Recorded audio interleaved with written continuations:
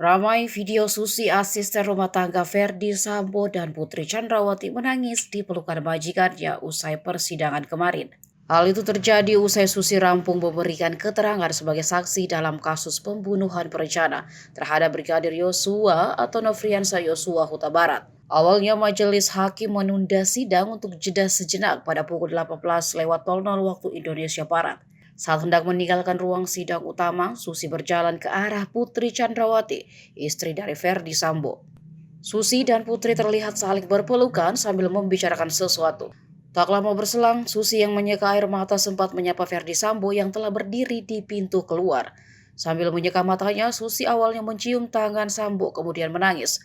Melihat itu, Sambo kemudian memeluk Susi seolah menenangkan dengan wajah tersenyum. Susi juga memeluk Putri dan Sambo pada awal sidang dimulai.